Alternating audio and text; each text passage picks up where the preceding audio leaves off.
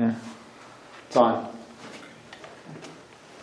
We'll call to order the May 9th meeting of the Tilton Northfield Fire District Building Committee.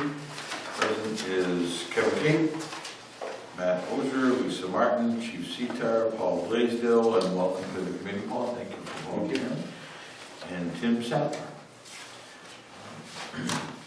So a little update on the commissioners meeting from last Tuesday, which resulted in we're gonna produce a request for proposals and request for qualifications rather than moving forward with the proposals that we had received via a different process. So Lisa and I attended the meeting last Tuesday with the commissioners, and it was decided after a great deal of discussion that the commissioners did not feel comfortable that we had followed the intent or letter of the purchasing policy for the fire district. There was concerns that even if there was one person that questioned the method with which we used to get the contractors' qualifications, that it would be detrimental to the process of bringing a proposed fire building or fire station to the public. And we wanted to eliminate any possibility of someone questioning the process which this committee has gone through. So the commissioners all voted in favor of not starting over again, but utilizing the RFQ and RFP process rather than what we had done previously. And I can't say that I disagree with them. You know, our goal is to bring to the annual meeting the opportunity for voters to yea or nay a proposal for a new fire station, which I firmly believe the district desperately needs, and we want to avoid any possibility of that not happening. So, any questions about the reason why we're doing what we're doing, where we're at? It doesn't change our goal, it doesn't change our charge from the commissioners, which is still to first find a design-build contractor to then build a single station at the Park Street property in Northfield. Lisa was kind enough to draft this request for qualifications and proposals. Did you guys have a chance to look at it today? I went through it briefly today. Some grammatical things I would take care of, but I can talk to you about that specifically. Well, all I did was take the Tilton's police and change the names, and then I tried to add some things. So I thought maybe we'd go through it almost line by line, like we did last year. It's too bad we didn't have the screen thing. You know how we did that last year? You don't even have it recorded today. Listen, we are technologically challenged in our new location. We'll get by. Okay. So all I did, their format was pretty good, but I think we probably need to add to it, and then also put in our the way we're going to score it. But at least get something started was my goal. And Paul, you have those documents. Yeah, I'd like to thank. I wouldn't like to. I am going to thank Tim for sending me all the design build information from all the previously acquired information. And Lisa, you bombarded me with stuff. Sorry. I just figured, well, I didn't know if I was duplicating. No, absolutely. Thank you there are so a lot much. of reference. So yes, I did. Do you feel as though you're up to speed now? No. I'd be lying if I said I was. No, I'm going to listen. I'm going to do a lot of listening. Well, you have a copy of the scorecard that Yes, I do. And that'll have to change now that we're because we're gonna include cost. Yes. And we're I mean, we can use the same scorecard, but we might get a little more detailed. The only reason that one was not detailed was we didn't do the RFQ for specific things. Part of the RFQ is, in this, I think it's on the, yeah, it is actually on the first page, is the date when we want this back by. So, and actually going through this process now will allow us more opportunities to bring this information to public forums and hopefully get more support from the voting public than we would have been able to have we moved forward, because we probably would have only had the opportunity to have one public forum prior to the annual meeting in March of next year. So we'll be looking at presenting a conceptual drawing with costs associated with it to the annual meeting in March of 2024. So we'll have time to work through this process, more so than we would have had we continued on, which was another deciding factor in going through this process. And if I may, so the process for us here is to develop this document. This document will then go to Primex for liability purposes. And once it's approved at Primex, then it will go to our attorney for anything other than liability purposes. And once it's approved there, we can have another look at it and make sure nothing changed that is significant that we will want. And then once we approve it after those two, we can go to the commissioners for their approval for publishing. And generally, when you publish it, you just put an ad in the paper or on the website. You don't put this whole document, you reference that, you give them a link to That's correct. To get to this. Chief, do you have a feeling for how long it would take for Primex and our attorney to review the... Primex, my dealings with Primex, it's anywhere from sometimes it's a couple of days, sometimes it's a couple of weeks. I guess it depends upon how busy their legal side of the firm is. Our attorney is about the same. It could delay from its time it's ready to be submitted to legal review, could be a month before we end up getting it back. So that will determine what we choose for date for responses. I think we just leave it as... Well, I think we'll probably leave it blank, and then once the commissions approve it, then we can, I'll slide a date in there. Yeah. And there are date-specific requirements in the purchasing policy. Right, it has to be advertised, Right.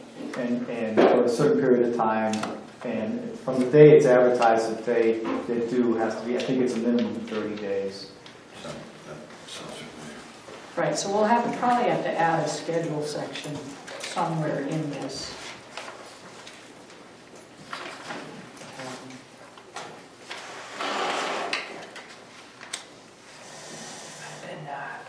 Around people with COVID, so sit back here.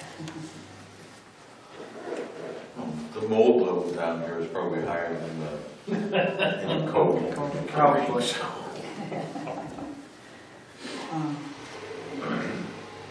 Do we want to just go through it Yeah. as is and then note Yes. that we have to add certain things? So essentially the first one, like I said, all I did was change the name. I used the police one as a guide. I did change some of the scope and those sorts of things, but I just abbreviated the district TNFD just for simplicity. Certainly. Just a grammatical thing. Yep. Everywhere it says the Tilton Northfield Fire District, Yeah. just get rid of the. Yeah. Because it used to say the Tilton. Yeah. All right. And essentially, I kept it simple and just said related to the planning and construction of the new fire station headquarters to be located at 149 Park Street in Northfield, New Hampshire. The purpose of the RFQ/P is to identify qualified firms to provide design build services as outlined in the scope of work later described in this document. I want to make sure I actually put scope of work somewhere in the document.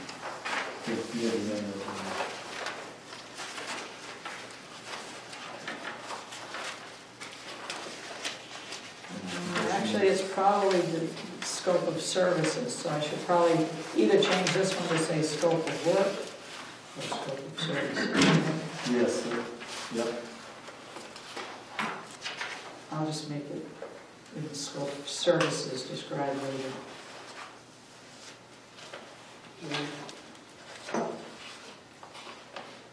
And it just says the firm ultimately selected by TNFD will provide design-build services for the pre-construction and construction phases of the project as directed by TNFD.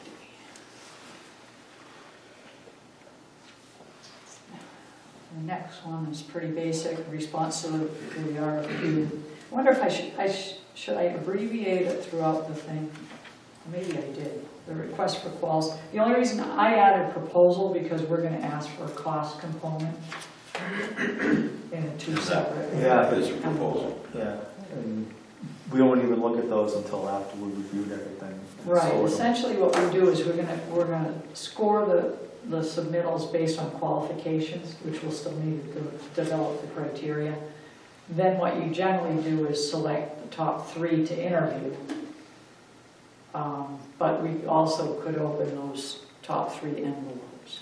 And we can have a cost, what I've done before is the cost component counts for a certain percent of your score. And the way you rate it is, you're gonna have, say you select 3, the top 3, and they each have a score. We usually, well, I have done it in the past, they score the cost.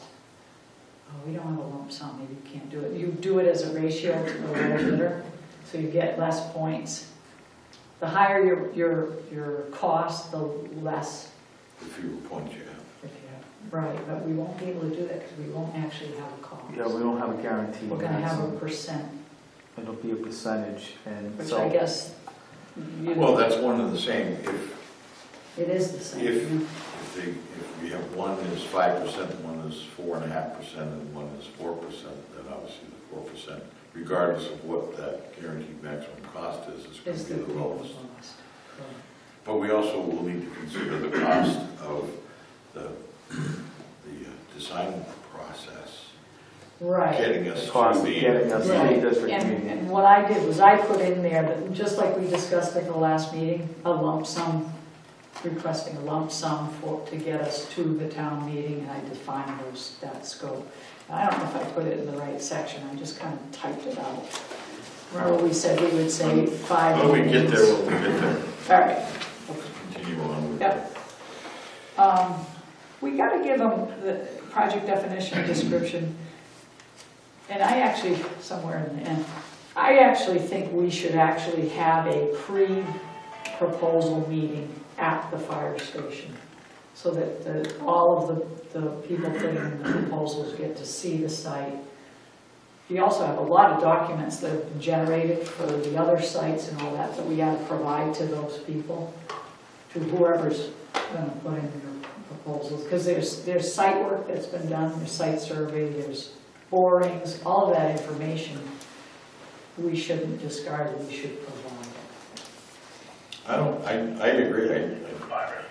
And that, the other fair thing about a site meeting is whoever is going to put in a proposal, they ask questions, you answer them. Everybody that's putting in a proposal hears your answer to the same question.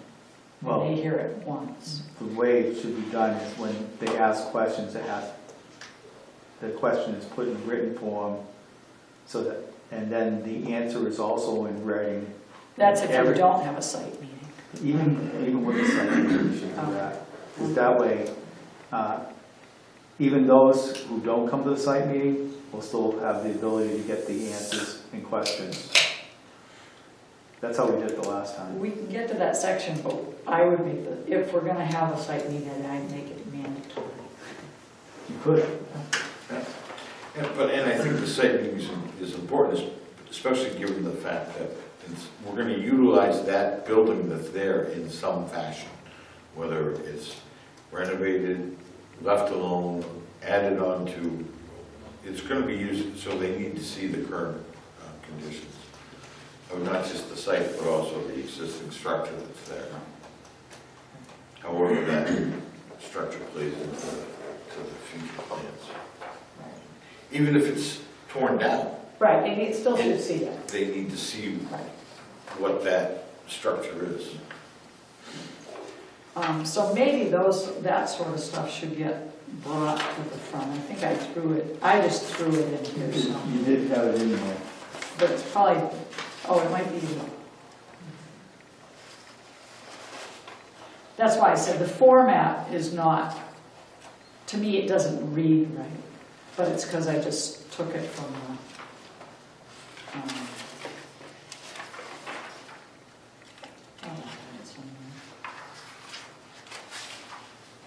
How would you change the format where we're at now? Would you add something in between responses and project definition?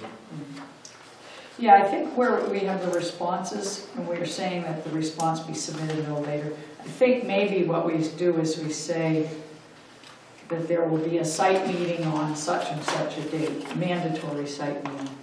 Oh, I know where it is. It's in additional info at the very end, and I'm not sure that's the right place to do it. But I could swear I put it in there. Additional instructions, Oh, yeah, see. It's on the very last page. second last. Pre-submittal conference will be held. I don't know where that August 5th comment came from, it just, and it got highlighted too. Should we move that to right up front? Or I suppose it is one of the additional instructions. It just seems like in a weird spot. Well, if you put it up the front, it highlights the importance of it. Whereas if it's additional instructions, not that anybody shouldn't always read the whole thing, but putting up front somewhere that does highlight the importance of it and says this is, it's kind of like laying the law down.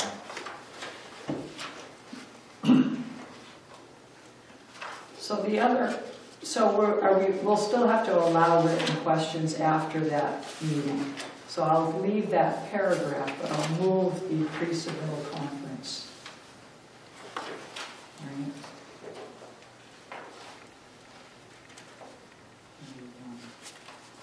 To before, let's see. Or I could put a new type, instead of 2 responses, put 2 pre-proposal meeting, right? Yeah. And then renumber them. Yes. And we'll make it mandatory? I think we should. Trying to think of how the state does it when the ones that I see frequently are when they're replacing backup generators. And they require Presence. they require attendance at a site meeting. Right. Most of the ones I've been to do the same thing.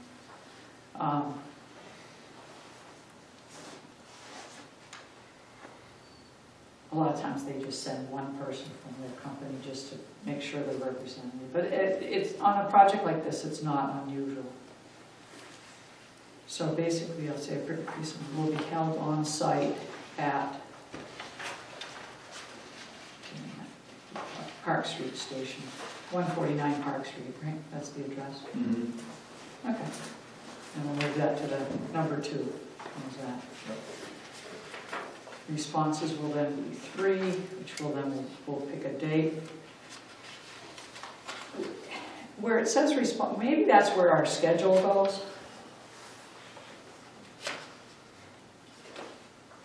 We don't have a schedule, but a lot of times, let me see what they have. A lot of times you have a schedule like, okay, pre-bid, you put in like a chart Yep. like this, job, but you'll say pre-proposal meeting, or RFQ issued and a date, pre-proposal meeting and a date, you know, the date it's due, review time, interviews, you usually give them all of that. Yeah. And then contract signing is, you know, that sort of thing. I think at the last one, we even gave them a week to submit additional questions, like if they got back to the office and they said, well, we should ask this question. And we allowed them a week to additional questions, but at the end of that week, we compiled all the questions that were at the meeting, and I think there was only one question submitted afterwards, but we put all the questions on a document with all the answers and let everybody that Put it on the submitted a website. proposal got all of them, because we didn't require the meeting, the presence at the meeting, the last one, but I do think it's a good idea. How do we coordinate the advertising So, in that time frame, and the site visit, and then the proposals, because so the site visit is usually it's part of the advertisement. Right. so it's somewhere in that. So it should be at 30 days. 2 weeks before the proposals are due, but I would say even 30, if you're gonna, I mean, you wanna give them time. But as far as selecting the time, we have to just pick a time that we put on here. No, my question is more around if we're required to advertise it for 30 days, Right. do we have that site visit somewhere in the 30 days that's being advertised? No, because what if in that last 29th day, somebody sees the ad and they've missed the pre-bid Right. meeting. So I think you've got to have it advertised for 30 days. And in the ad, it'll say the date of the pre-bid meeting, and it should be after that 30th day, I guess. And then we would have the submittals due some time after that. And 2 weeks is kind of tight. So, I mean, another 30 days. I mean, at this point, we might as well, we're not on a time crunch like we were. Right. And once we get to the point where the commission's approved the RFP, RFQ, all these dates will fall in line. We'll be able to. Right. Right. We also don't want to be doing the site visit in January. Oh, God, no. I would think that we could get this RFQ. You said you need legal review, right? Yes. I think if we could, we meet every other week, we could probably have this written At our next meeting. by the end of the next meeting. And then, well, the following meeting actually have it finalized for review of, right? Council. Yeah, if we have it finalized in our next meeting, which will be the 23rd, Right. then But we'll probably have edits on the 23rd, and then we've got to go change the file unless I bring my We'll computer. play it by ear. If we get there. Computer. Yeah. I was thinking, But you're thinking Then- schedule-wise, then we hand it over. then we're looking at the end of June, Yeah.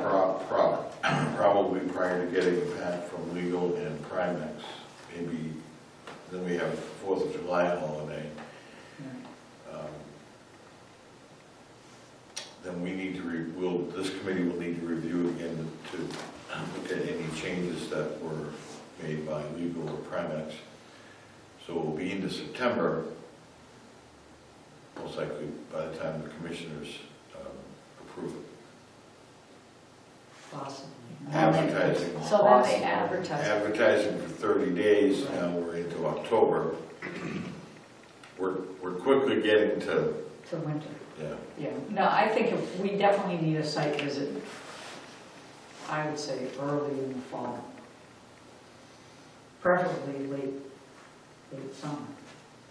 But Yeah, we need to stay on track and maybe what we can do is, we could do a schedule and just say like 30 days from, although it's kind of, we could write out a schedule. The schedule's not the hang up right now. No. We can figure that We out. can figure that out. I can even figure that out. Right, It's just, we just need to get the other wording. the wording, Right. okay, all right.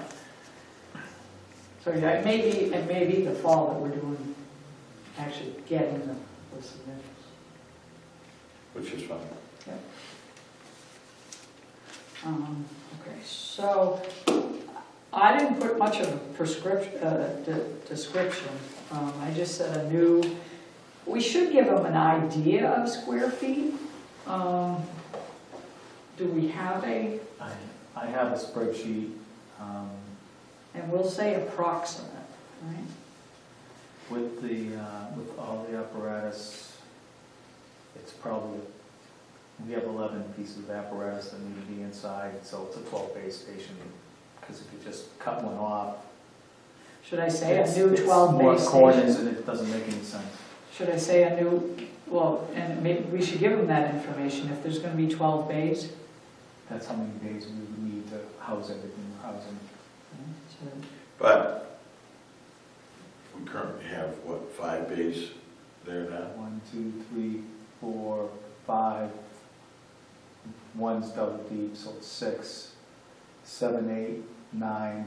We have 9 bays Well, we currently. can just say a total. No, I mean at Park Street But right can't now, we just yeah. say a total of 12 bays? They're gonna look at the old station. See, the wording for me is going to be a little difficult because it may be that we add, and I'm just going to throw a number up there, 10,000 square feet to the existing structure.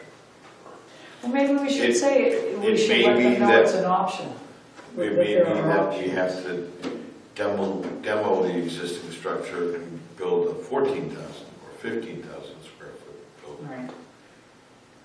Would it be better just to give a total, a description of the total square foot requirement and however that breaks out? I think that's the way we need to go, Paul, but how do we incorporate the fact that it may be an addition or Just maybe... We could state that. Just say that. During Maybe the design, during the pre-bond, it'll be determined in the conceptual pre-bond phase. We could say during the pre-bond phase,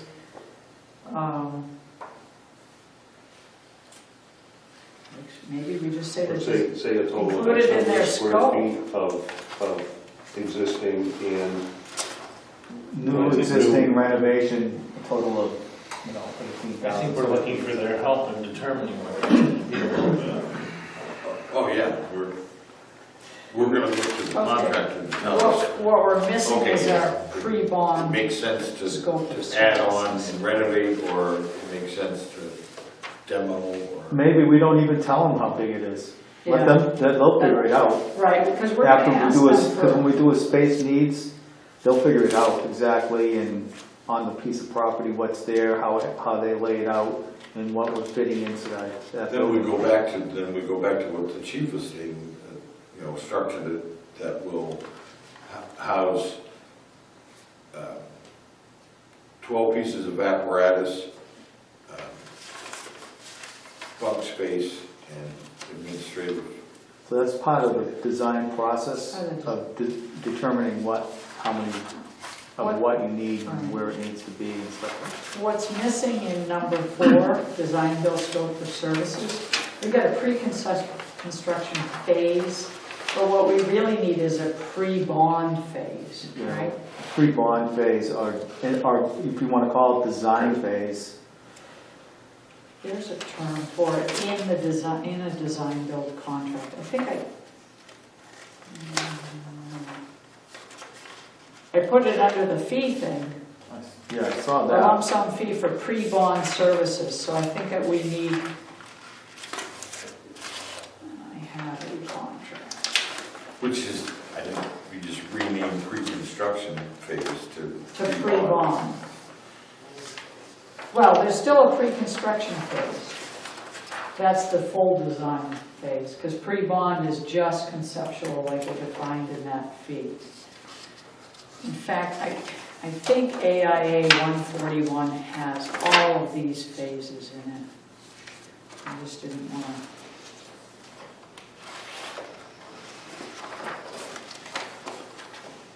So back to the description.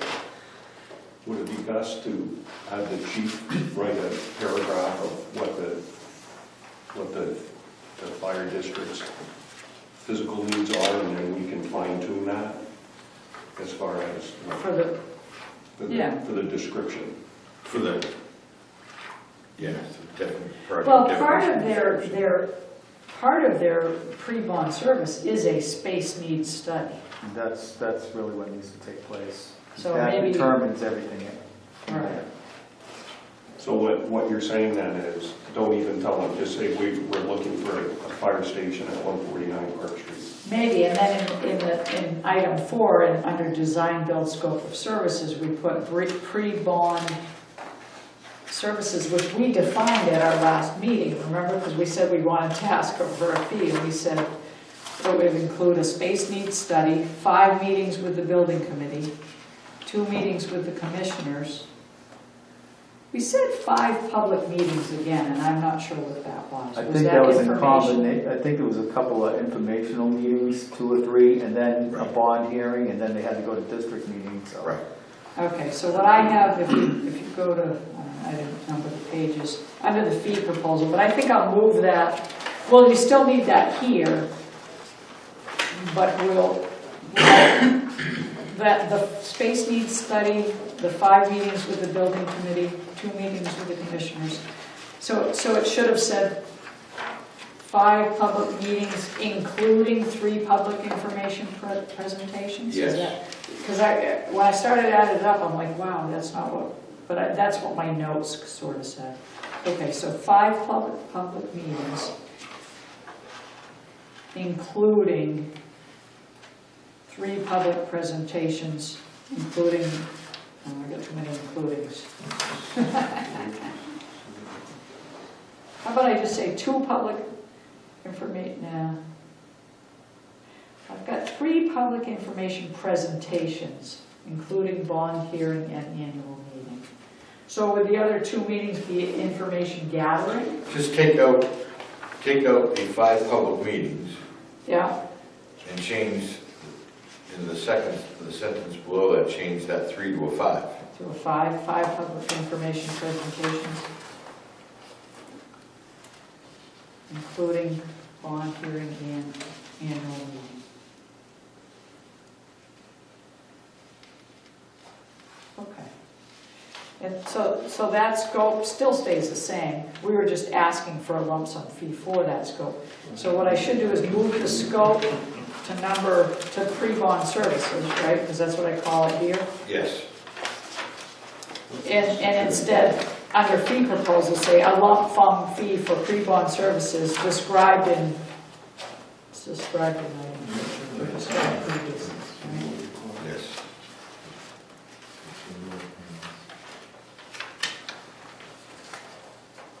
Described previously in item, whatever number it turns out. Yeah, right. I'm going to move this scope. You have to go to smaller margins.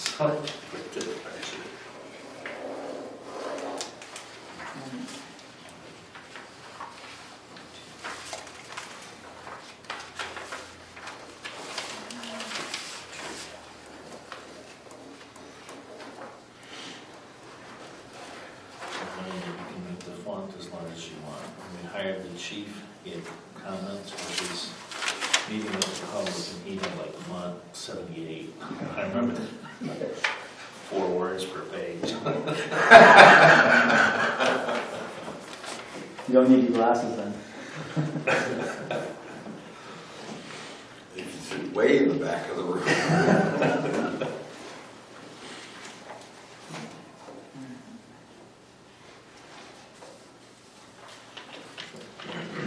I think everything else. What did you decide for the project definitions / description? We could just leave it as a fire station headquarters. Leave it. If the more information you put in that section, the more restrictive it could be. Right. And I think we'll get the answers through the design our space needs assessment. That's where we get the answers, and that's where you go from there.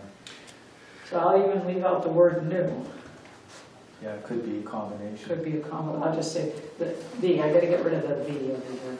TNFD intends to construct a fire station, or the fire station headquarters. A fire station headquarters. I at wouldn't even say 149. headquarters, I'd just say a fire station, leave it blank. You don't even Well, have to say except that, headquarters. isn't that what the commissioners, or that was the outcome of that, our first study, was Right. called the Yeah. single station, So do you just add at the end to Station. become our single town station? No, they don't need to know that, really. It is the headquarters, but oh, so we just want to say It's fire the only station. fire station that, but by default, everything. true. Okay, so get rid of the word headquarters? So I get rid of that out of the title too. Right? Yeah, it doesn't need to be there. It's, we're building a Well, fire station. But And the, it's going to, and the space needs assessment will decide what's in there. And we'll call it whatever we want when it's done. okay. To construct a fire station at 149 Park Street, Northfield, New Hampshire. I'll leave it currently has one building on the property. Yep. Do I need to mention the cell tower? You can. They'll see it. They'll see it, they'll see that in the end. They'll see But it. that's not really relevant. It's not to the relevant. project. No, okay. You want me to continue reading, or are we good with that section? I basically, again, these words, a lot of them came from the Tilton Northfield, the Tilton Police Station. So this says that the second sentence of the above description is preliminary paragraph. Sorry, the third sentence. On, TNFD wishes to select the design builder for pre-construction services in July 2022. Was there some question mark? Is Where are you? First oh, page. no, okay, I was in the previous one. Okay. Oh, yeah, we don't. We probably We just don't need. Leave the dates Leave the blank. dates We'll leave blank, the dates blank, just X's, and we'll fill in the Right. dates when we get there. but where I say the above description is preliminary, well, it's pretty preliminary. 'cause Well, it's- going back to the previous paragraph, you say pre-construction phase. If we're going to change the names of the phases, you're going to have to make sure we update those type of Okay. Second permit, the design and construction document phase. Pre-construction, resulting in a guaranteed maximum price at the end of this pre-construction phase. So I need to add. Depending on how many phases you end up, or Yeah. how we list those phases, you might have to fix the wording, Do a search, find, replace. in the- Yeah, you know what I think we intend to use the AIA document, right? So I need to make sure we're consistent with their Wording, wording. yeah. And they do have certain terminology, so we probably want to be consistent.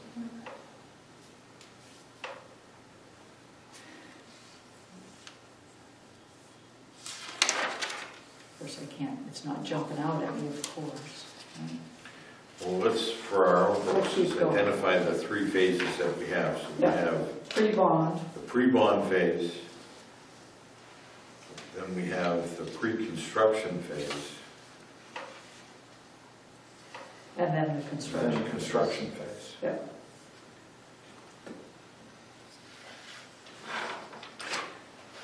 So actually, I can just add the words, the design build services during the pre-bond phase, comma, the design and construction document phase, and leave the pre-construction phase, resulting in a guaranteed maximum price at the end of the pre-construction phase, as well as all phases of construction. So I just need to add that pre-bond phase in that first line right after, right before the word design.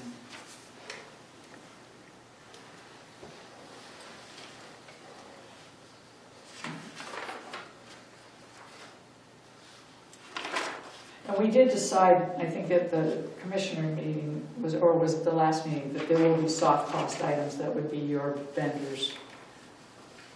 Correct? It was at our last meeting, Yeah. when we were talking about, FF&E. right, So I should call it FF&E instead of these, this soft cost thing came from the police. Yeah, no, FF&E. It's FF&E, what's, and that stands for fixtures, Fixtures, furniture, equipment. fixtures, furniture. So I should spell it out, right?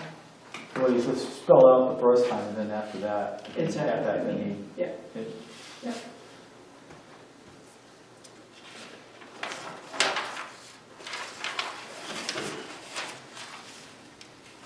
So we'll just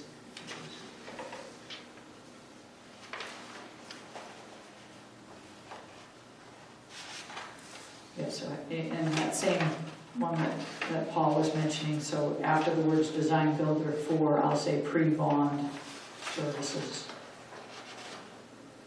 Right? Mhm. I think we actually need a chart which has a schedule anyway. Maybe this will end up changing.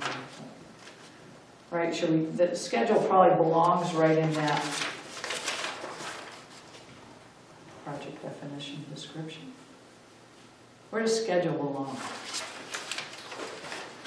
The schedule can be an annex, or an appendix, I should say. yeah, I think the schedule would be at the end, because the schedule's going to include everything from Right, advertising right up until the, for the end of the Yeah. project? Make it appendix A. Okay.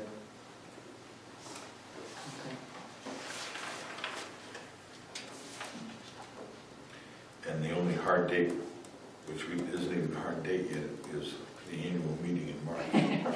Well, the bond hearing would be in 30 days prior, January or February. February, yeah. It works backwards. Right, works backwards. Okay.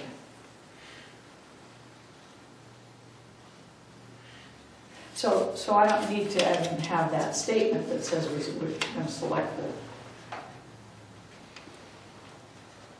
the design builder for pre-bond services and all that, right? I mean, that whole sentence goes away.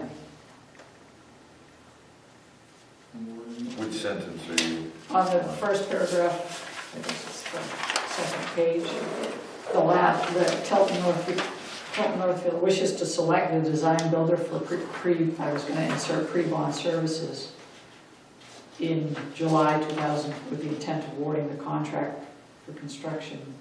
I mean, that whole thing is going to be in the schedule, so I just get rid of that whole line, right? Yeah. Yeah, you don't need that I one. don't need it at all.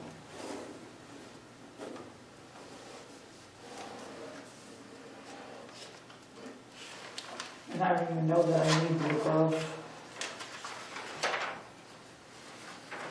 description as preliminary. I would leave that in there.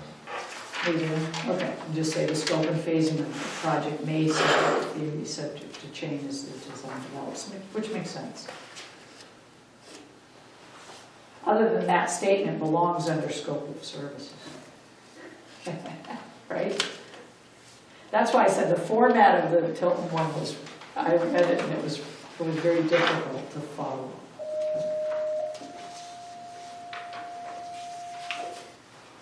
But let's jump. So when I say design built scope of services, the following is an overview of the services that will be included in the contract to be negotiated between TNFD and the selected design builder firm. The final scope of services, together with the design builder fee, will be included in the final executed agreement.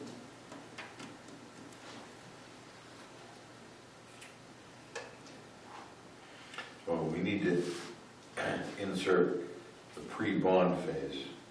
Right.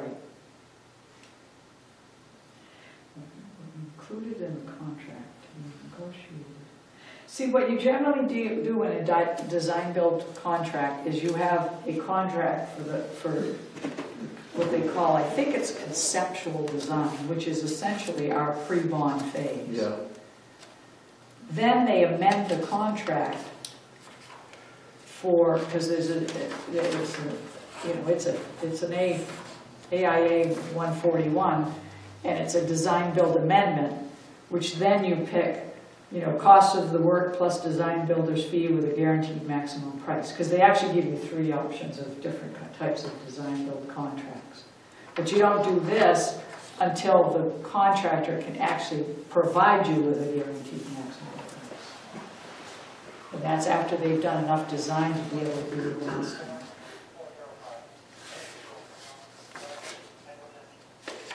And I assume that this is the contract that most of them are used to.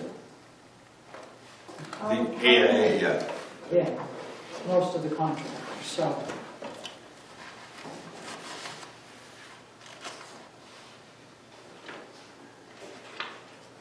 See, and I'm not real familiar with, familiar with AIA, but not the design build process. I'm used to the design, then build, the design, Bid build. Bid build. So here, okay.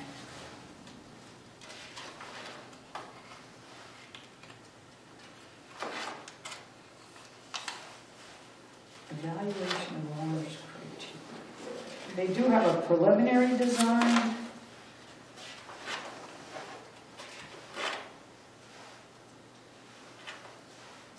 And a construction documents, which is sort of what these guys were doing. We just need to add in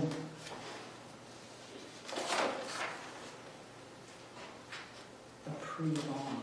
Work prior to the execution of the design build amendment.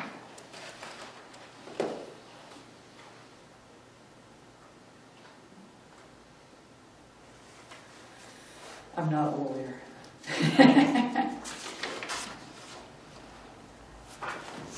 That's why we send them off to lawyers. Right. Well, I think we covered with, We'll just use the term in the pre-bond services. right, But then what do you want to include as those enumeration of those services? Well, we're gonna have to have a contract for those services, and that's why I thought this one had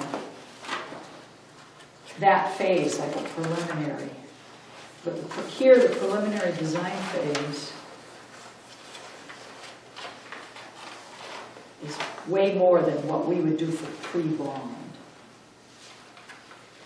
Which is why some of the contractors, they gave us a cost. They gave us a pre-bond, then they gave us preliminary design, right?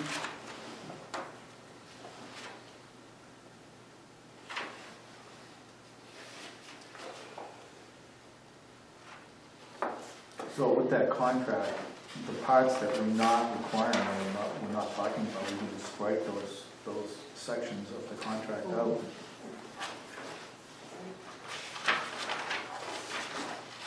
Well, we See, there's actually, costs. we've defined, those pre-bond services already. Right, right. it's right. Back here. Yeah. The way that the AIA reads, contract sum, okay, that's definitions. Compensation and progress payments.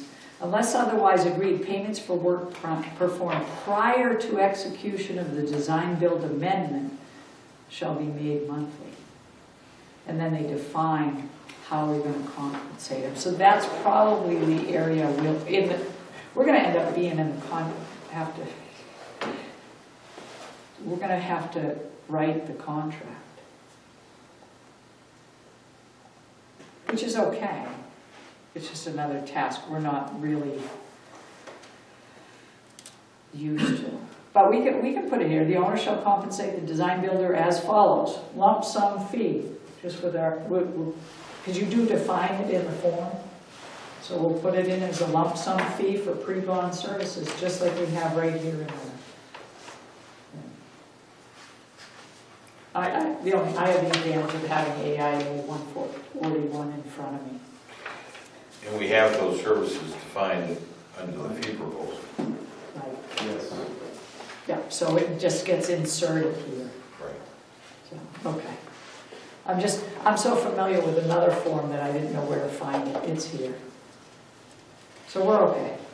So we're gonna insert Pre-bond pre-bond service. services after the design number, what's currently number 4. We're gonna insert it after the design builder shall be expected to perform all professional services. Right, After that paragraph, and we're gonna insert pre-bond service.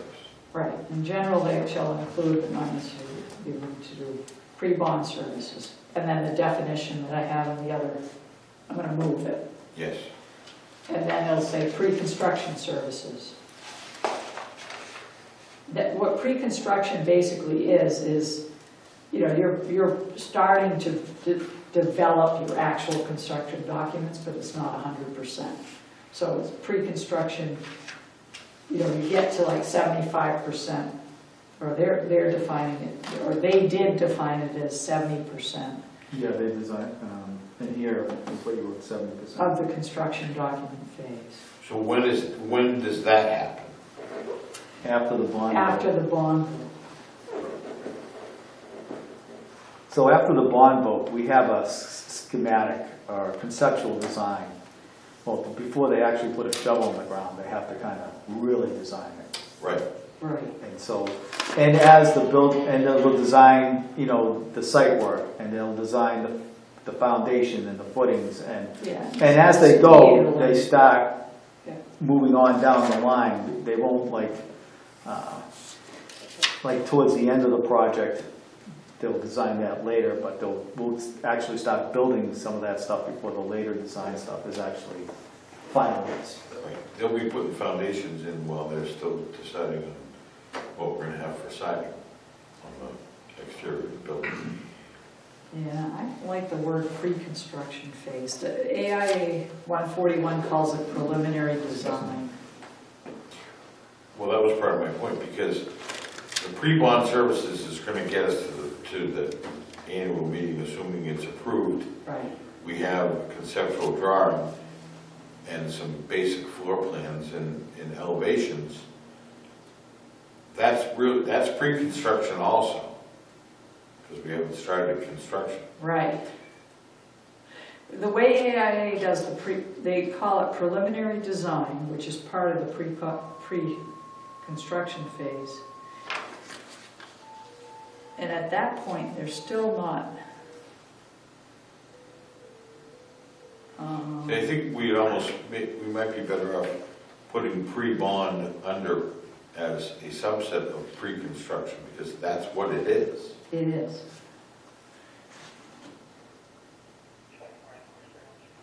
So we eliminate confusion, so we have pre-construction and construction phase, but part of pre-construction is that preliminary design or pre-bond.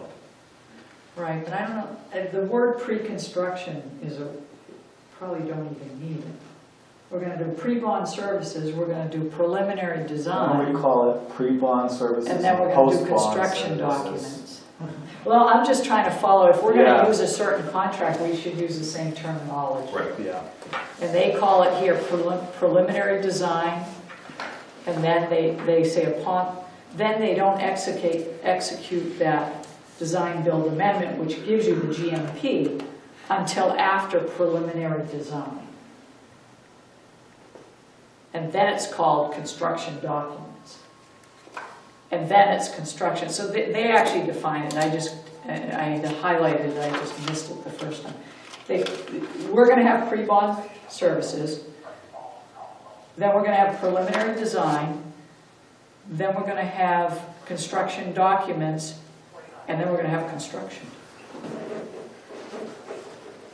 So I should follow the same terminology, right? So we'll go pre-bond services. Aren't preliminary design and pre-bond the same thing? No. Preliminary design is way further than what you want for a bond hearing. Okay. Preliminary design will start to show you your structured materials, your foundation sizes, preliminary gets you halfway to the or almost 70% of construction documents. Okay. And we don't want to pay for that before it's bonded. Okay.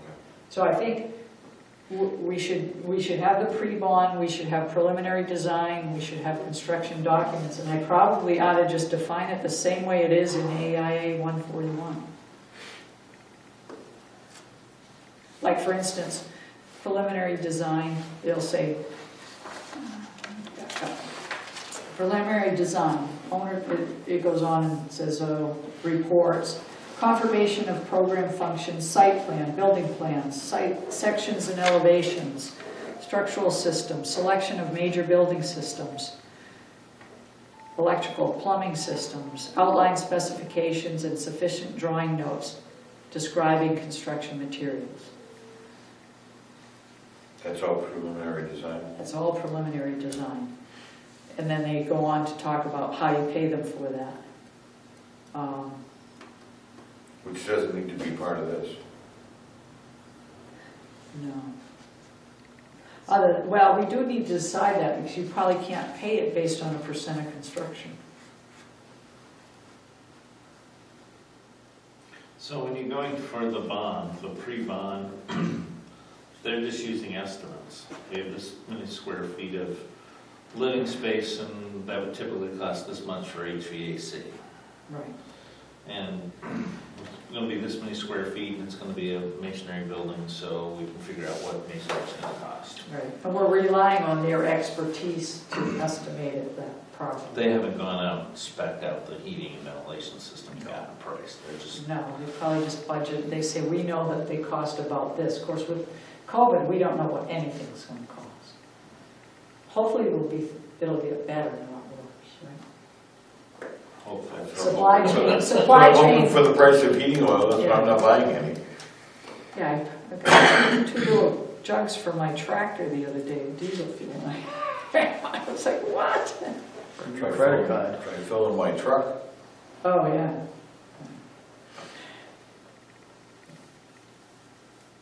Yeah, I'm not sure how you pay for preliminary design. Here it's saying the proposed contract sum.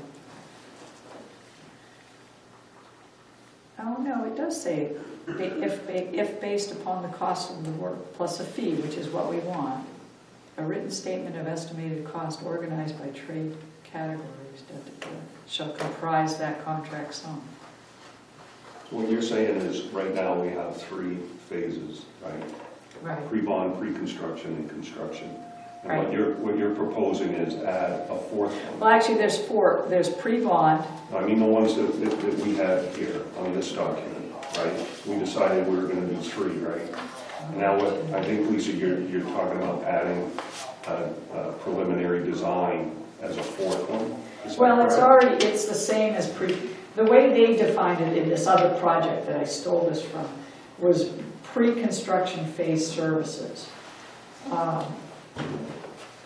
And they actually, if you look at it, they didn't pay the contractor for their pre-bond service. They didn't pay them? No. It's quite generous of the contractor to be willing to do that for free. But they included it somewhere else. No, they basically said you'd get paid if the bond passed, right? That was a risk. I don't know that I we'll don't, get I a don't contractor to think, I take don't that think with our risk. history, anybody's gonna take that. I don't think back. that's going to, so we need to pay for pre-bond services. 2 of the contractors included that in their proposals, didn't they? Yes, they gave us a lump sum or a cap for pre-bond. Yeah. Yeah, we can't expect them to not. Well, no, but so that doesn't really, has no relevance to this part of the document. It's back here in cost. Right, but the next phase is preliminary design according to this. So back to what Paul was asking though, so we're gonna have pre-bond services, we've already decided that, Yes. we've defined that. Right, Are we gonna change pre-construction to be preliminary design? yes. So we're not adding a 4th, we're just We're renaming. changing the terminology because technically pre-bond is a pre-construction Right. service, but it doesn't follow a design build. This does not follow a design build format. This follows a CM. Yeah, they use construction management. Right. So why don't we have pre-construction and construction, but we can put pre-bond under pre-construction and then preliminary design under pre-construction. So it's clearly defined, this is what our expectations are pre-construction. Okay, you want to still have pre-construction. Here's what our expectations are during the construction phase. Okay, but this defines phases. That's why I'm not calling it pre-construction. This defines a preliminary design phase, and it has a construction documents phase, and then it has a construction phase. Okay. And if that's, unless we're writing our own contract, we want the terminology No, we to be don't the need to same. reinvent the wheel. So I already found where we can put in the pre-bond services, because they had a section in there. But then, so instead of pre-construction, we got the pre-bond services, which we're going to define. And what I was just reading to you was preliminary design phase services, which is right here in the contract. That's confirmation of program functions, site plan, building plans, sections and elevations, structural system, major building systems, outline specs. So what I can do is basically copy those items Copy right that, here. yeah, copy and paste. So what you're suggesting is that we change pre-construction phase services to the title, we're gonna change it to preliminary design services? Yeah, actually what I'm doing is getting rid of the, yeah, we're gonna have pre-bond services, then we're gonna have preliminary design. Forget what's written on this sheet. And I'm gonna copy what's written in the contract form, which is so it's gonna say pre-bond services, which we've already defined. It's going to have preliminary design, which is, I'm just going to copy it right out of AIA 141, A141. And then I'm going to go, then the next one will say construction documents. And it basically, here it'll say, I got to talk about the design builder amendment, but it says upon execution of the design build amendment, the design builder shall prepare construction documents. And that's a whole another amendment document. And that's, But that's self-explanatory. They're going to provide construction documents, and then they're going to have the construction phase. so the construction documents are going to be a subset of the preliminary design services. No, it's its own. We're going to have pre-bond services, we're going to have preliminary design services, we're going to have construction documents, and then we're going to have construction. Okay, so we're back to four 1, 2, phases. 3, 4. Yes, Okay, so the third one is going to be called construction documents? yes.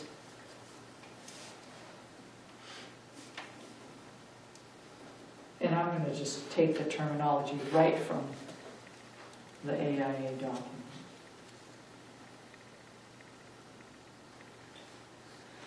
To our current number 4 under pre-construction, the last paragraph says that at the conclusion of the construction document phase, we'll have a guaranteed maximum price to Right. establish a dollar value for the warrant article. Well, that has to be pre-bond.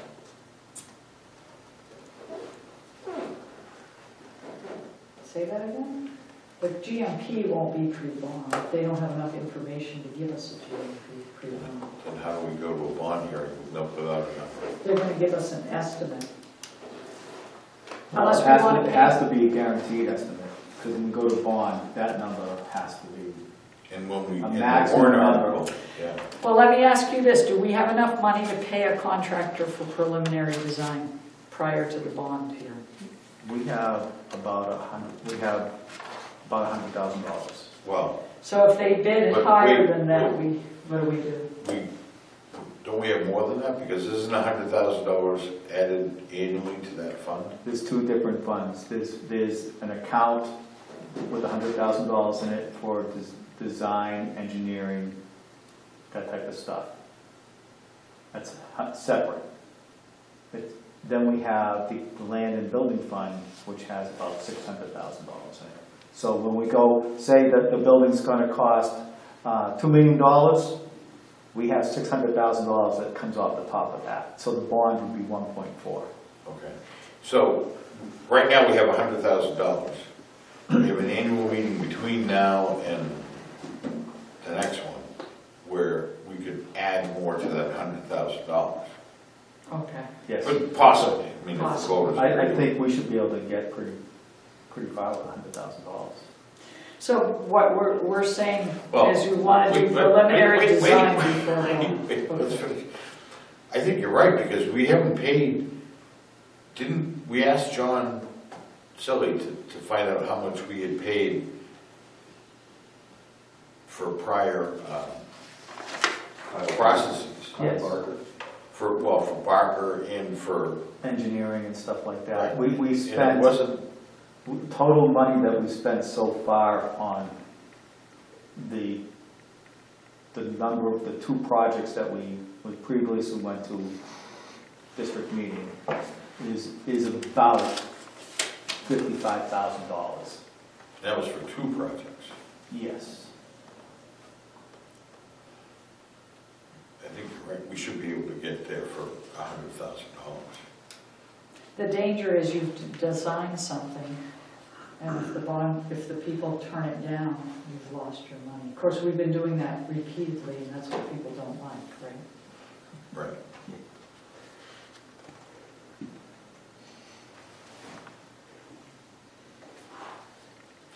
That's why we need to garner public support. That's why we have the public forums scheduled in here.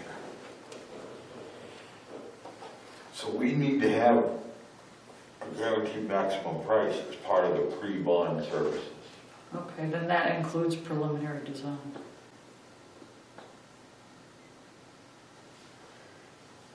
It's a lot of, and so you're not just paying a contractor, you're paying the engineer, the architect,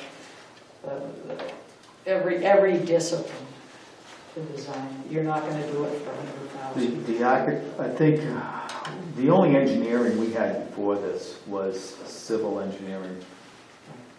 We didn't have like an electrical engineer or any other mechanical engineer look at it. When we did the guaranteed maximum prices in the last ones, it was an architect and civil engineering, and the civil engineering was because of the sites. We need to. But you didn't have a GMP. You just did, right? Yeah. Well, You just were paying an architect and a contractor to give you estimates they and gave to us- do design. They gave us, well, the one project was, I think, 4.8 or 4.9 for the Tilton School property. That was going to be the bond for that, and the bond for the other one where we were going to renovate Park Street and build a new station on Manville Road was, And they gave you Right a around 7, GMP I or they remember. gave you an estimate? that was it. They were, okay. Yeah. Yeah, because that's what was on the warrant article that was voted on. That's what would have been bonded were those numbers. So the commissioners hired an architect. The architect came up with the plans, conceptual, got all the pricing together. Was able to come up with a number. But you hired different people, you hired them separate. It wasn't design We build. It hired, was not designed. no, it wasn't That's what I'm design, it was saying. construction So management. it's different. So we hired the architect. The architect did the space needs assessment. He did the preliminary design. We hired engineers to look at that building and the ground and the different sites. And then we went to bid and hired a Bonner Page and Stone. And that, after we hired Bonner Page and Stone, is where we ended up with the numbers. That's how we got the number of the building, because they took the conceptual designs and took it to their people or whatever, and they came up and says, this is what it's going to cost, this is what you need to go to Bonner. But it was more than conceptual design. There was a lot of details. Not as much as you would think. And then, so then how did you finish the design? The architect? We never got there because we never got the money to, we had floor plans, we had what the elevations were gonna look like, Yeah. you know, we knew engineering for the dirt, all that stuff was done. Done. Because So they did a preliminary design, which is, I guess I'm trying to figure out. we how do didn't have an make it- electrical how do we engineer make here the saying that design we needed, builder- 400 amp service Right. and 200 amps going to the primal back system or whatever. We didn't have that yet, but they knew those systems were going to be in there. Right, which is still preliminary design. If I look at the definition, there's selection of major building systems, mechanical, electrical, plumbing, just selection, it's not design. And then it's outline specifications. All right, so then I guess the pre-bond services are basically preliminary design. It's a lot, you're spending a lot of money before the bond vote, but I guess if that's what you gotta do, you gotta do it. I think that the thought process, correct me if I'm wrong, is then hopefully when we get into the construction phase, we're able to save money by going design build. You save time. Well, the design build process is supposed to be cheaper at the beginning too, because we're not hiring an architect and a civil engineer, we're hiring a contractor who's Who including hires those, the architect, who's marks including them up? those things in their price. Yes, but they also mark them up. So I don't think you save anything. I think you save time. And it's probably a more efficient, well, I don't know, it's a working relationship. It may be more efficient because the contractor doesn't need as much detail from the architect or engineer because they've already worked with them and they've built stations before. Right.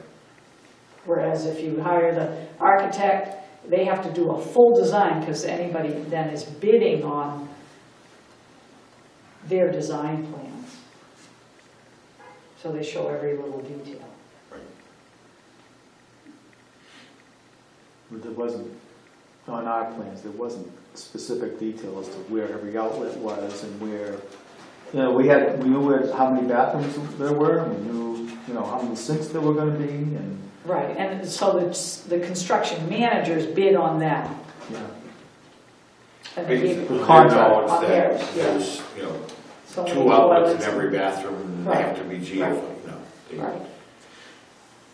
Right, the garage door is gonna be X yeah, size, then the right. ceiling Which has is, to be X I high. think that's the same thing as what they're defining here as preliminary design. But we need pre-bond. Bottom line is we need a GMP, period. Right, so So- we're gonna have to, when we're asking for the lump sum, we're gonna ask for a lump sum of preliminary design. We can call it pre-bond services and then say preliminary design as defined by AIA 141. So does that mean we're back to 3 phases and Yeah. where we're I mean, integrating preliminary design into the pre-bond?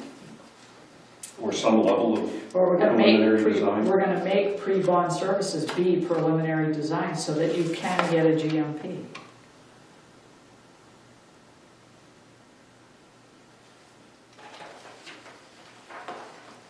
I'm a little bit out of my element because I've always done the design, then you put it out to bid, and then Sure. you can still do CM or you can do, but the design build, the ones that I haven't done them, to be honest with you. But I know the AIA format, and they define things pretty well.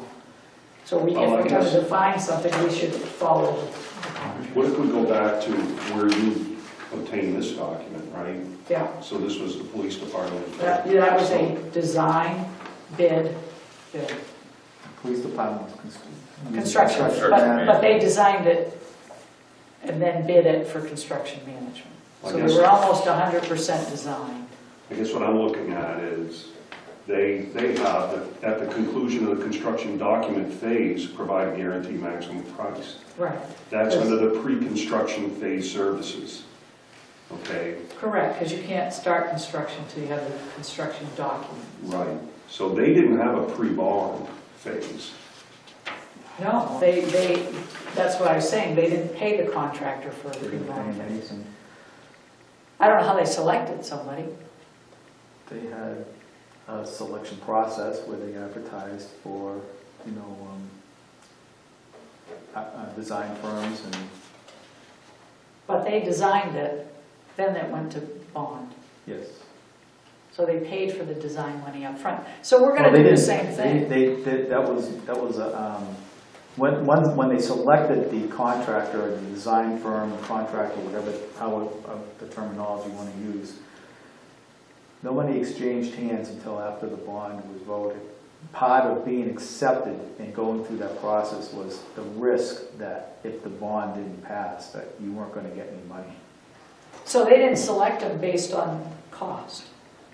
They didn't select the architect or I or don't know if CM. that was part of their process or not, because I wasn't involved in that part. I This wasn't is the involved in RF. hardly any of it. That goes back to, I mean, I know we're circling back quite a ways, but that goes back to this document, which if we're gonna give a scorecard, and one of those scores is going to be cost, we need to know what the cost is. So it's almost like we need to pay for that preliminary design. Well, the cost is, we're gonna score the cost of the pre-bond services, right? The That's the only percentage, thing we not can- the cost or of the percent. project. Yeah, Gotcha. right, I'm right. sorry. So that Yeah. we So it's the compare percentage. Okay, yeah, so that's, we don't need the cost, we just need to know the percentage.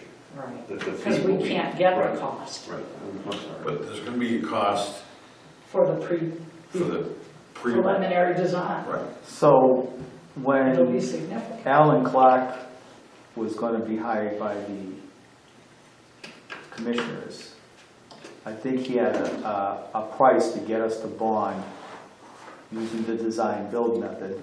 I think it was in the $60,000 range. He was a owner's rep though. He was gonna do the design. He was going to hire an architect and get us to where, because he has a relationship with a few architects, and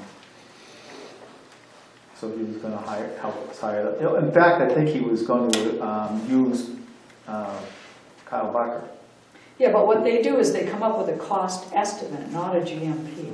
I'll find, he sent me something, and I'll send it to the, I think, I might have sent it to you, didn't I? Or maybe I sent it to John Silly.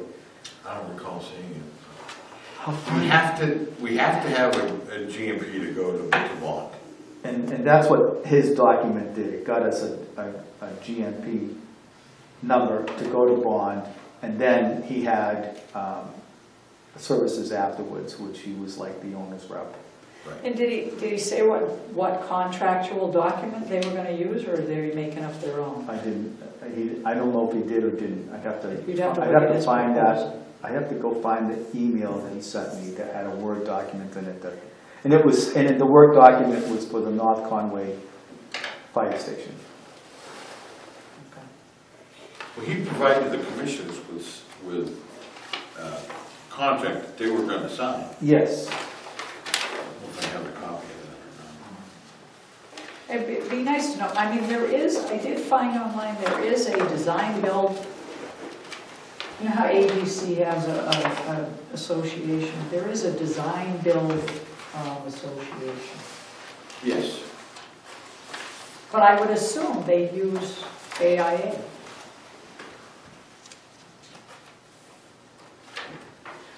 I just hesitate to vary from any standard contract. With and so I'm not sure what Alan was proposing. Without me going to the office and emailing it to you, I couldn't tell you. Yeah. I had to go dig it out. So Lisa, what you have. Have I sent you have I ever sent everybody the AIA 141? I think I did. I thought you did. Yeah, I think you did. If they have a sample document, contract, do they also have a standard? RFQ? Yeah. I don't think the AIA does, although I could Google, I did Google that. I think that's like his resume or something that he might have. I did Google it and I got all just tons of information that I couldn't sift through. But there is a design build association here in New Hampshire.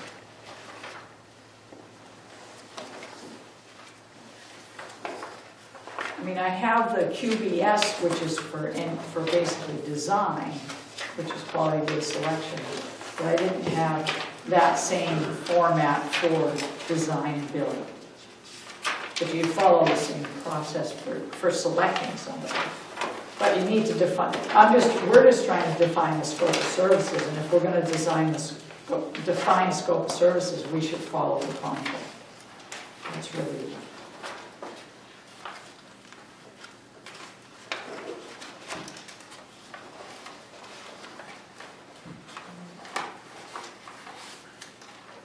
Like I said, I'm out of my element, so. Well, I think we have to deviate a little bit because of the fact that we need to get a GMP. Then we're not deviating, we're gonna pay for preliminary design, right? I think we were thinking we would not have to, like I can assure you, the cost that they gave us in those proposals for pre-bond services is not preliminary design. The cost was too low. But it's because we didn't define what we were looking for. So we got different proposals from the contractors. And I think So we're trying to avoid that. our definition now is what AIA says calls preliminary design, Right. which includes construction documents. We get a GMP at the end of the preliminary design, from what I'm reading. Because that's, after you complete preliminary design, you go to construction documents, and then it says upon execution of the design build amendment. And when you go to the design build amendment, it basically is saying the owner will pay the contract sum, and it gives you options, and one of them is cost of the work plus the design builder's fee with a GMP.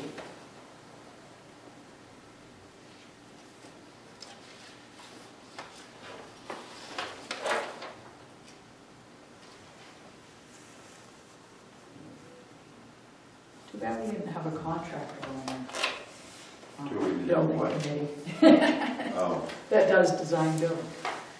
Because they probably can give you a GMP, but I don't know how they do it. well, let's not tell them how to do it. Just tell them that that's what we want. That's what we want. We don't care how you get there. We present them just to tell them how to do it. That's their job. But that's what we're getting down to. So basically, our pre-bond services is to come up with a GMP. right? Yes. No matter what we call it. Right. Other than we want it to follow a format. So we'll call it preliminary design sufficient to Come up with a it. GMP. Yes. Yeah. Can we do that? That's even better. Why That's not? simple wording. Yeah, that's really. Because then, if they can't do it, then at that meeting, that on-site meeting, they're gonna say, somebody's gonna ask, well, how do you expect us to get to a GMP if we're not doing all these things? And the answer can be, then do all those things, but we need a GMP. We don't care how you get there. Right, okay. So where we were defining, number of building meetings and all of that, don't define it.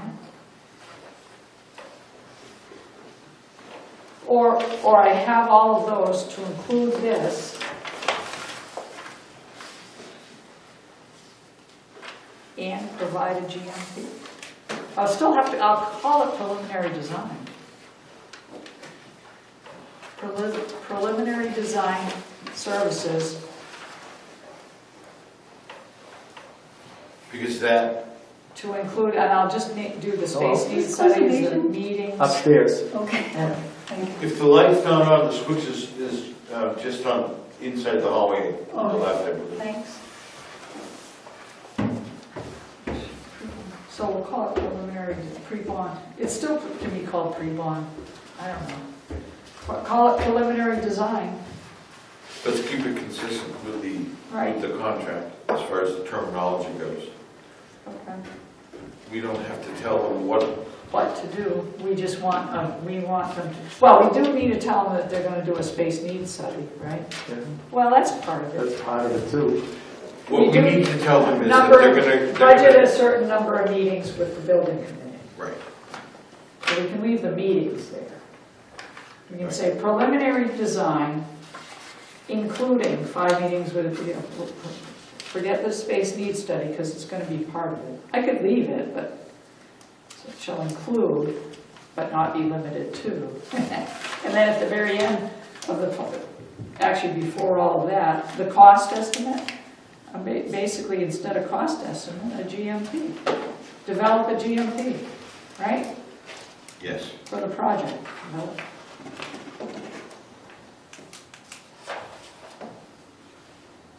Yeah, that keeps it real simple.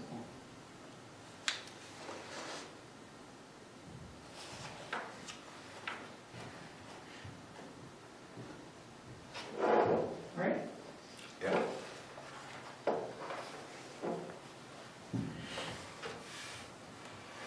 So they're going to basically give us a cost to get us to the point of a GMP. Right. So we're gonna have 2 cost proposals, basically. One is gonna be the pre-construction phase, the preliminary design Preliminary services that will design. get us to bond. Right. That, which will be, however they choose to do it, it can be, an hourly breakdown, it can be a set fee, however they want to do it. And then we're gonna have a percentage of that, The construction of the costs. construction costs, which will be, that would be the construction phase. So those will be the 2 cost components of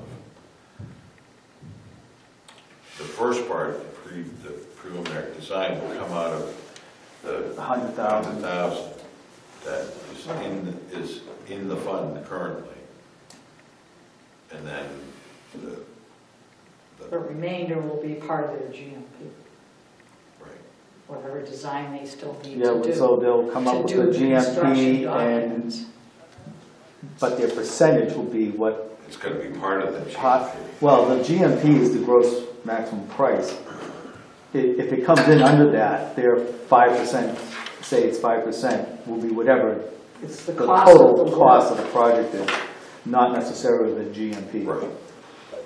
The cost of Any the savings work. comes back to the fire district. My only question is, does the cost of the work include the cost of the architect, engineer, and all of that? I guess it does. It has to. It It does. has to be. So it's the cost of the work. And I know at least one of the proposals we've received previously, it outlined that architect and all the different components of that cost to get to the bond hearing. Theoretically, we don't care how they itemize it, we don't even We care don't about really that. care, We just just want like it's what, the cost How much plus. is it gonna be? Is it gonna be $60,000? Right. Is it gonna be And 75? it's all included in the GMP. that's- Not the Not the preliminary. preliminary, but the, after that. after that is included, everything is included in GMP to get, so that we have a finished product. We have 2 prices, So we get 2 things basically, Preliminary design, cost, and then sufficient to GMP. get a GMP. And one of the things of the GMP is the percentage of the total cost of the project, of what the contract is gonna Right. charge. Okay. That makes it simple.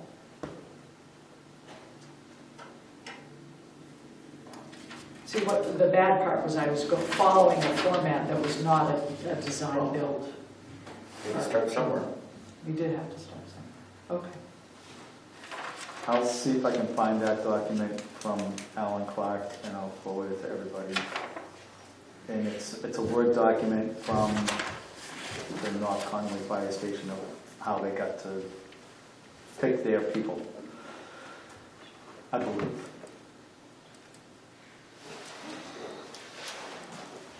Well, I have this, but I have this. Did you, I don't know, I gave that can't, to me, huh? Request for qualifications, owner project management services, design and construction of fire station. that might be Owners it, Project management? that might be it. Well, that would be it. There's It's one different for than- water That's different than. Well, The fire, the water district in is that what you? North Conway owns the fire district. Good thing that's not the case here. Should be the other way around here. It would simplify things in one respect. And in another respect, it wouldn't. The service probably wouldn't be all that great if the water district owned us. I mean, Yes, this is it. This is what I have. And is that a, can I just peek it? I know you did send it, you sent it to all of us, right? I don't recall. Yeah, probably, that's all I I have. think if you have it. then You I'll- have it, I sent it to That everybody. happens. And I sent it to everybody. And it's, I think you brought copies in one day too. Oh, Maybe I did. oh, I think maybe, it was would it before have you. been before me? Maybe that's why I don't have it. It could have been previous. I thought I saw it. Okay, so they show a timeline, selection project, qualifications. They don't ask for price, right? So this doesn't have, Send it to you, you know. it's all about quals. But that wasn't design build though. That's why I'm confused. it was. Owner's project Yeah. management services. Okay. I think that was more for hire projects. That's an owner's For project. hiring Alan Clark as their workers rep. But they did use, the North Conway did use design build. Because he told me, They take for all kinds of products, and so it's comprehensive and separate entire. This is this is what I actually have been doing for the last few years, where you're actually the owner's representative on a construction project yeah, for the owner, not, you don't work for the contractor. right, and which is an additional thing we will have to do. Yes. We can understand. Basically, you review the work. Commission you will have to do that. Some, yeah, because you review all of the invoices, the work, the, make sure, we're paying them for what they've, Yeah, it's a lot of work, actually. That I'm very familiar with. Okay, well, we did accomplish something. So the construction phase services, will that paragraph change at all? Yes, it's all gonna go, we're gonna have preliminary design sufficient to provide a construction, to provide a GMP. And then we're gonna have contract documents. We're gonna go right, Construction documents or I'm contract? sorry, construction documents. I lost my paper again. I had it all highlighted. We're gonna follow the AIA. So we got the preliminary designs with sufficient to provide a GMP. Then we're gonna go to construction documents, and that's where we will execute the design build amendment, and I have something in there, and then we're gonna go to construction. So there's 3 phases, right, or did I count? So we're losing a pre-bond. Because it's now one and the same as preliminary preliminary Preliminary design. design services. Okay. And then construction documents. Construction documents. And that's where we're telling that it's gonna be 1%. And then it's construction. So the construction phase services paragraph here, will that deviate from what's written here? Yeah, it won't be. Dramatically. Well, it's, no, I guess it's still the same. You're gonna assume charge and responsible for all project construction activities, really, right? Oh, construction phase or pre-construction phase? Construction phase. Oh, I'm sorry. Yeah. Construction, yeah. Management, they'll still do all that. Yes.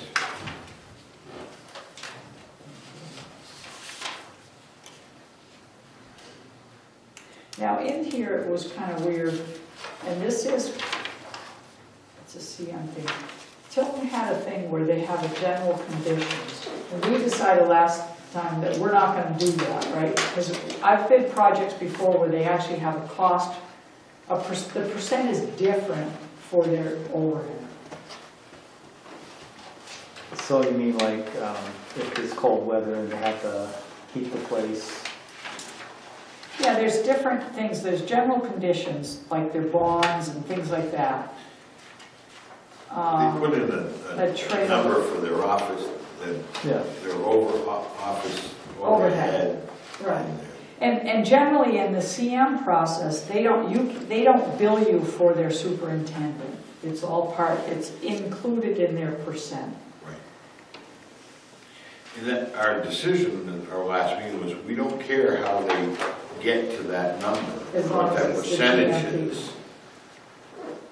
If it's 3% of the GMP or 4%, we don't care if, what makes up that 3%. We just want to know what that number's going to be. Why is it so important in the CM contract that they separate it out?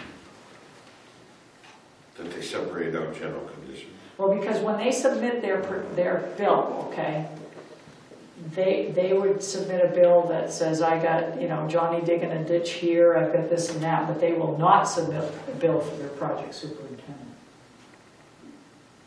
Their project superintendent, their project managers are all part of their percent. Yeah. Well, it's part of an actual a percent of the cost of the work based on general conditions only. Then there's another. I have a bid sheet from one. But maybe it doesn't matter. I don't know the design build process enough to.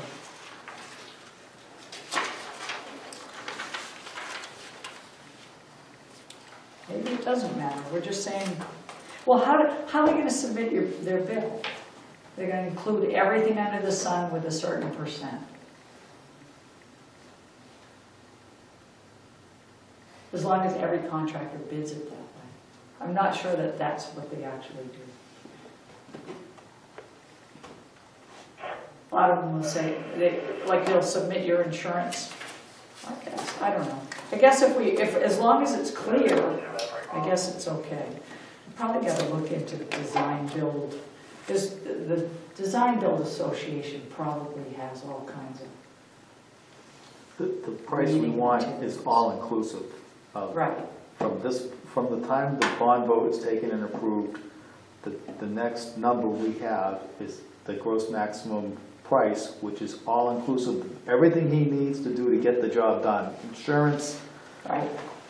labor, his construction manager, his supervisors, his architects and engineers. Everything. The girl who answers the phone, the guy who makes the copies. Well, you still do that in the CM with the GMP, but they don't bill it that way.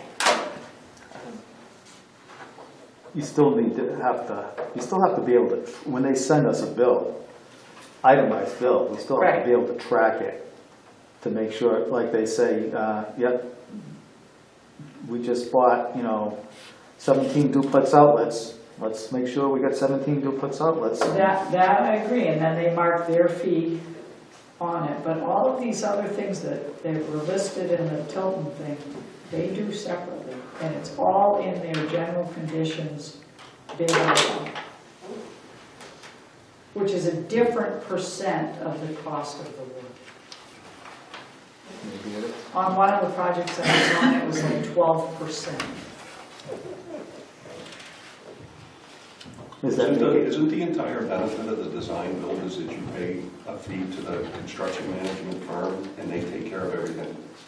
Isn't that the big benefit to it?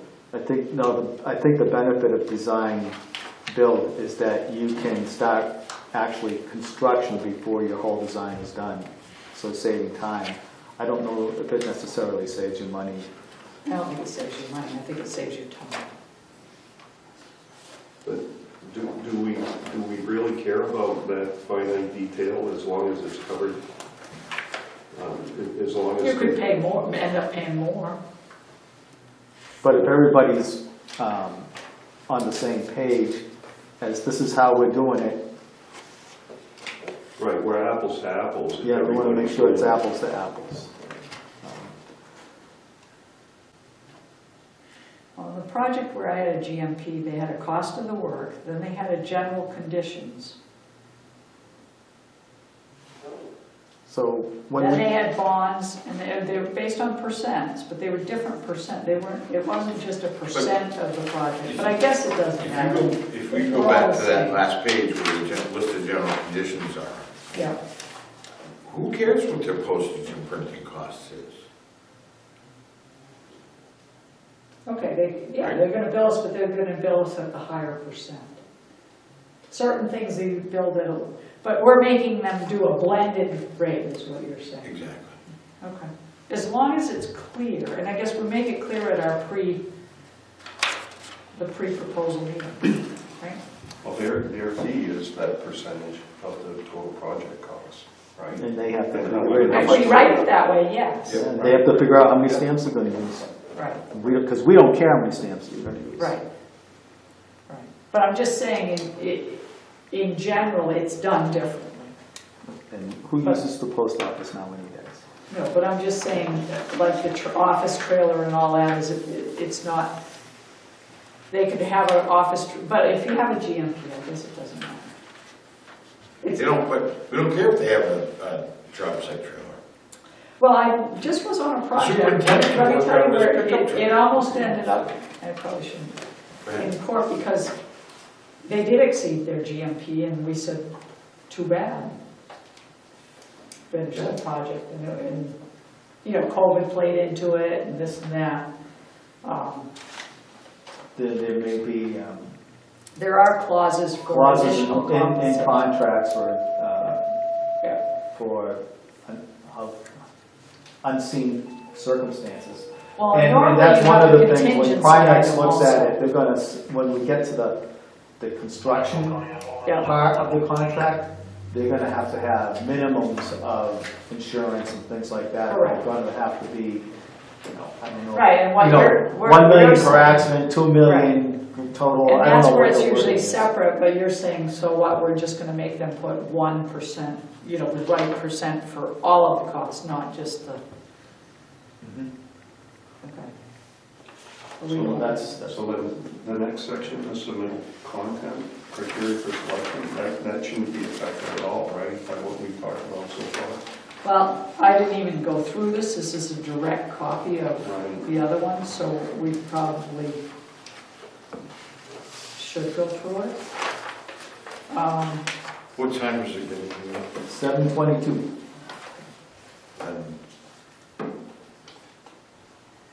We have 8 minutes. So police with lettered tabs, do we want lettered tabs? Design, build services, philosophy, and approach to construction in general. Prior to design and build experience, I think similar scale, yeah, right? we want to have the proposals be as similar as possible, so that Right, so that we, ease of reading. yep, and that way we can compare easily. Right. Prior experience with public sector clients. Doesn't B and C, aren't they the same? Anybody we want, they're gonna have done a fire station, which means they're done a public sector client.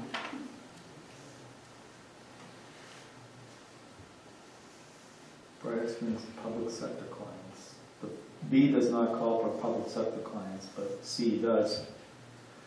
Well, correct. C means, well, I designed a police station, but you're gonna put your fire station in. Well, I think B is for similar things, but C is really working with the public sector, whether it's a police station, fire station, or school. Dealing with the public, or public government is different than dealing with a private individual building a house or a place of business. Right, but if they're building a house, they're not building a similar project. My point is, B is your experience to building a fire station. And I think we need to be that specific. That's because where I was going with this. Yeah. We could have Prior a design contractor that services. has done lots of municipal or state Right. projects, And we don't want to but waste. never built a fire station. No, we don't want that person. And we I only mean, they had may one have built select. 20 police stations and Right. 8 DPW sheds, but they've never built a fire station. We- So we really don't want. Right. Right, so B should say prior design build services experience on fire stations. Fire station projects of Station. similar scale and complexity. Projects of similar scale and complexity. Include experience with your proposed architect design team. Now here's where I want to make sure, well, maybe they have it here. So we can get rid of the public sector clients and processes, right? Because it's the Get same rid of thing. C. C, yeah. Now, going back to the beginning where we decided that we were not going to define what we wanted them to do other than build a fire station Right. on this site, how do we then say projects of similar scale when we haven't given them a scale? Because they'll have seen the site and I'm fine with them just yeah. throwing Okay, that out that's- there. It's a good question. Well, they get to do some diligence as to checking out what we currently have for population and calls and equipment. So a fire station for Tilton Northfield, very different than a fire station for downtown Boston. Boston, right. It is, but even with that site visit, they're not gonna know how big of a building do we want. Well, That's my point. If we don't, we're gonna give them some kind of information. well, they know they have to fit the building on the, well, we're gonna give them all our prior stuff. Yeah, we'll give them the site survey. We are, but we're not even telling them that this is gonna be the only fire station in. Well, that's why I was trying to This say thing. it was a single station headquarters earlier, but we got rid of And are you that. thinking that you need to give them some sense, we have 4 full-time members, 724, we responded to 2,800 calls. I think something simple that says, construct a fire station that will accommodate 12 pieces of apparatus and 5 administrative staff and 4 Okay. full-time firefighters. Were you leaving that up to the chief to just do a write-up? Is that what we discussed? Well, Oh, we sort of said we're making them do a space needs study and that they figure it out. That's after we've hired them. Right. I can write it. Right, the chief writes up a Yeah. thing saying Saying this is what we have. what our apparatus is. Right. And then. I think we have to give them something. So that would be up under 3, project definition, where I said add better description, and then we Yes. decided to do. Then we can, Then you could say a similar, And obviously, they're gonna know that it's a 50-year plan, or however long we want this thing to last, and grow into it, not outgrow it in 2 years. well, they can't predict that. no. The space need, that'll come out as part of the space needs study, right? Isn't that part of it? But I think some of that information is important, because you look at some of these prior proposals, they're building stations that don't have any bedroom accommodations, because they're not full-time fire departments. But That'll be- leave that to the chief's brief description of what, Right. because we also don't want to handcuff them Right. and have them say, well, you told us it was going to be an 11,252 square foot building that was going to accommodate these 7 things, and that's what we bid, but nobody else, you know. Well, except they're only bidding on the preliminary design. Then it's a percentage of cost. Right, but they need to know, They need to know what it is. Basically. Yeah, that's. they don't need to know that it's going to be, you know, 14,000 square feet or 12,500. Which is where I originally was when we decided not to, but I think you're right. You can't say similar if you don't give them a similar. Okay, so we'll let Chief write that description. Do we want to keep going with this? Clear understanding of the functional and operational aspects of a modern-day fire station facility. Professional qualifications of the individuals assigned to the project, primarily project manager, job site superintendent. I add that include qualifications of your proposed architect design team. Which we have in B. Which we what?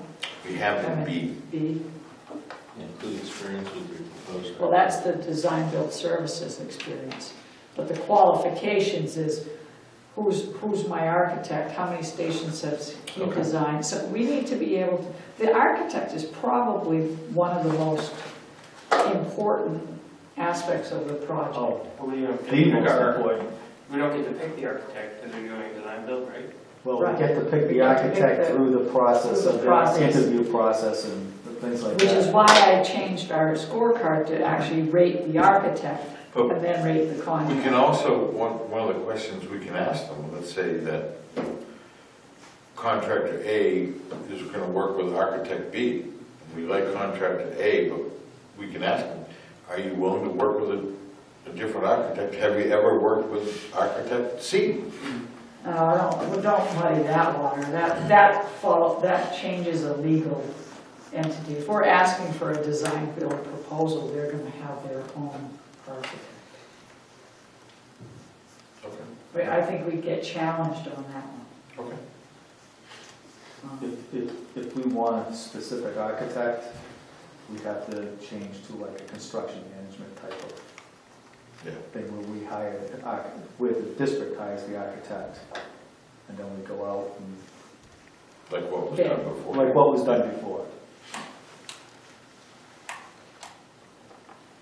So, yeah, one of them is the company's experience, the other is the individual's. Okay.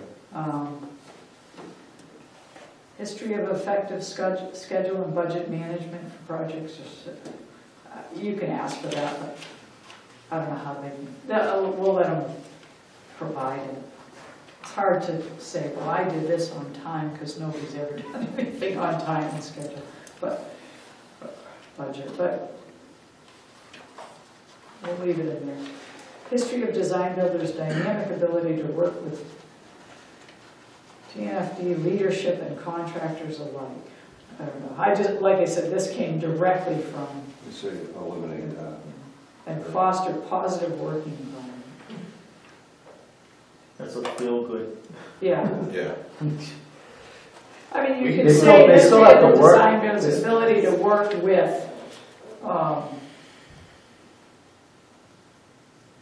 But that's gonna be in their references. Right? yeah.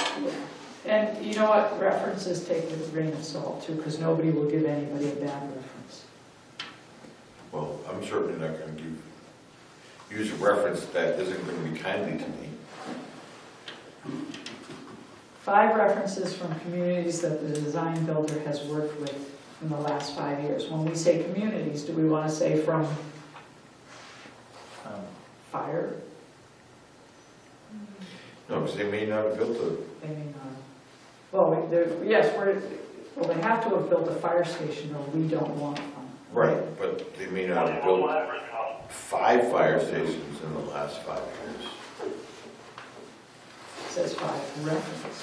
5 references from municipalities. Yeah, that's okay. Municipal reference. You want to say from municipality? Yes. 5 municipal 5 municipal references. No, what if they haven't worked for 5 municipalities? Then they probably not. 2 references from the same municipality. No, Well, that's but then it's they're just not part of big the enough score. firms. Right, Part of the but let's score. say, I don't know, let's say they built 2 fire stations in Manchester And that's it? and 1 in Auburn. They've built 3 fire stations, but for 2 communities. Then they're probably not, we want somebody that has built 5. I don't know if you're Well, gonna find it. 5 in the last 5 years would probably eliminate. a Well, in the couple. last 5 years is probably. Well, But you want the there's last two 5. different things, people who built fire stations and then people who work for municipalities or built for municipalities. Yeah, you could Those build a are two bridge. separate questions. Yeah, you could, this is references from municipal, five municipal references that the design builder has worked with in the last 5 years. Okay.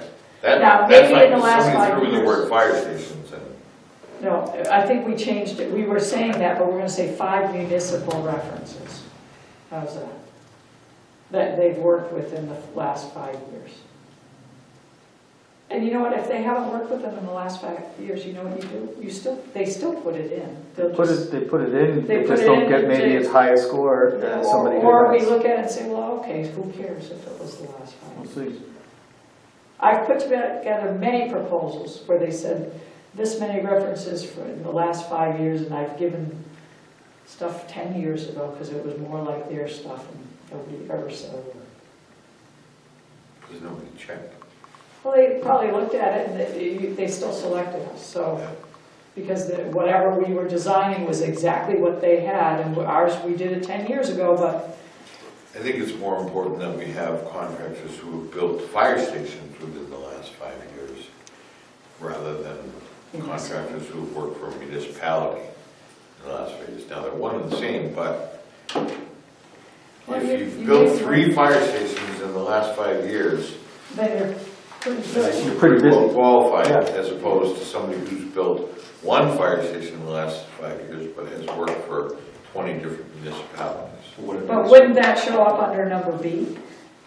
Number- So we're asking, letter. we're asking both questions, so it's, I think we got it covered, right? Would it make sense to say, to be more specific, to Kevin's point about fire stations, but reduce the number to 3 over the past 5 years, rather than 5 references? So you don't think B covers it?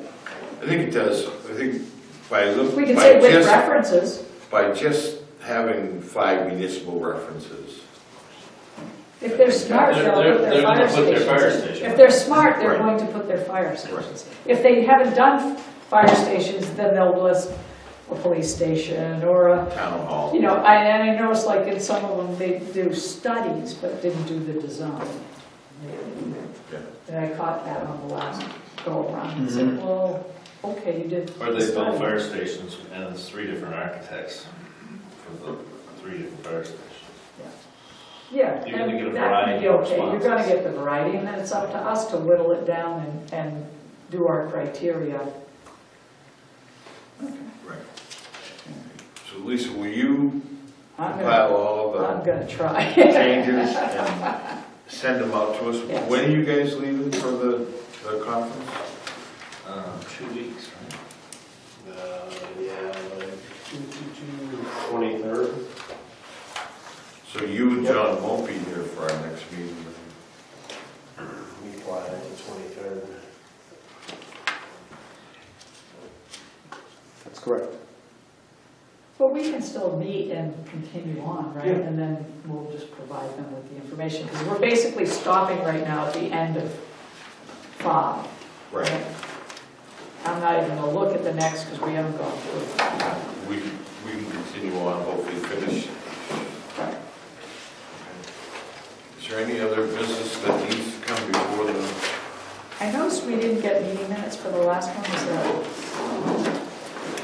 Right? the last 2? I didn't receive. I think we had meeting minutes, I don't know. We had it on the 13th, we had the meeting minutes, I didn't get the 27th. It was in the last one.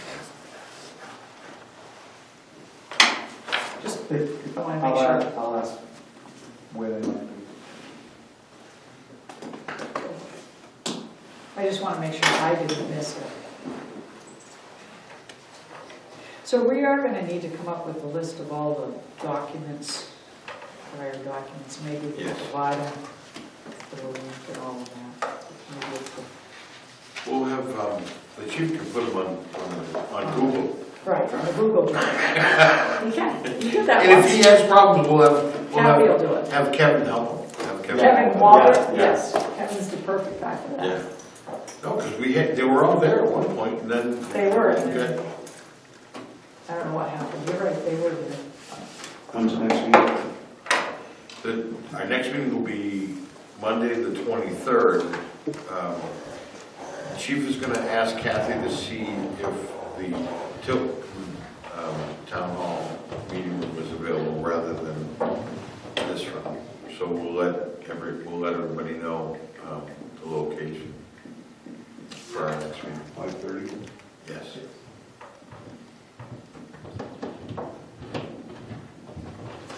Other business, then we are